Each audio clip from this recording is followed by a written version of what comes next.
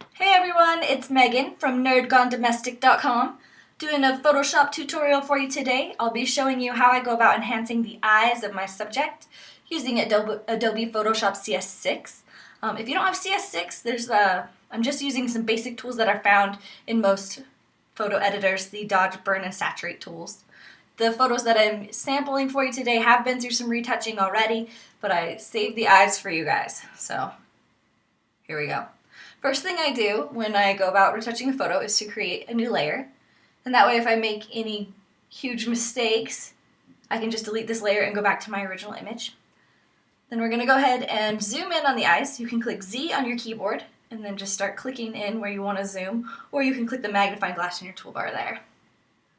Next step, select your Dodge tool. And then you want to make sure your range up here is set to highlights. We don't want to brighten the exposure of any of the shadow or midtone areas.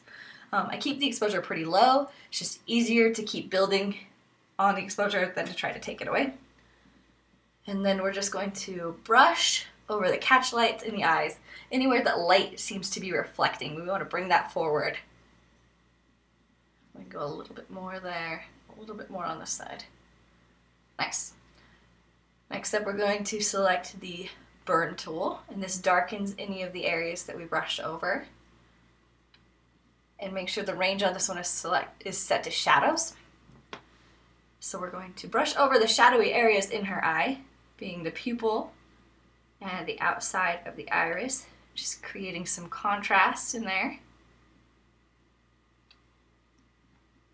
Looks good. And then go over her lash line, maybe a little bit in the eyelashes.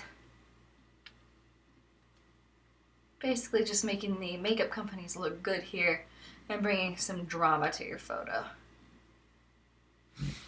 Looks pretty good. So then we're going to zoom out, and you can go full screen on your photo by hitting Command 0 or Control 0 if you're on a Windows machine. I'm on a Mac today. And then you can go ahead and click the eyeball on your top layer, turning it on and off so you can see your before and after. When people first try this out, they tend to really overdo this technique, which in my opinion makes someone look like an alien. I like to keep it a little more subtle so that the viewer's first impression isn't, oh man, this image has been photoshopped. So this is a little dramatic for my taste. I'm going to go ahead and turn the opacity on that layer down. And take a look at before and after. And that's a lot more my style personally. That's about 55%, but like I said, it's just to your taste per image. I like it to really bring the viewer into the subject's eyes without, like I said, giving the impression that she's completely fake and manipulated. I think that looks great. So go ahead and save your image. I'm going to show you one more time on a brown-eyed babe. So this is my little sister here. Same thing for stuff. Create a new layer. Zoom in on the eyes.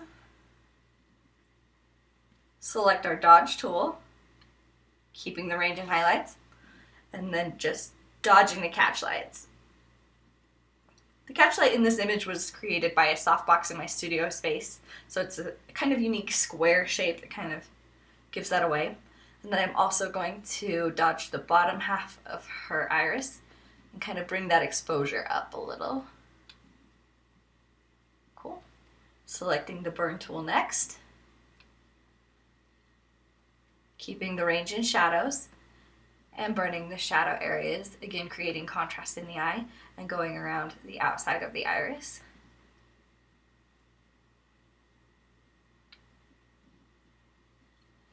And over the lash line, over her eyeliner, bring in the drama.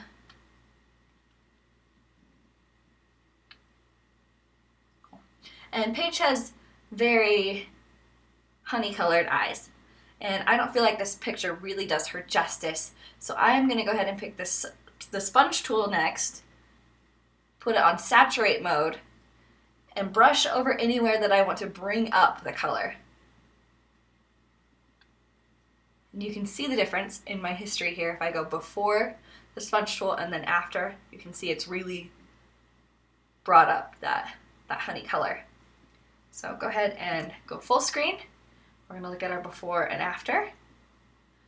Once again, that's a little overdone for my taste, so I'm going to bring it down a little bit. Let's see.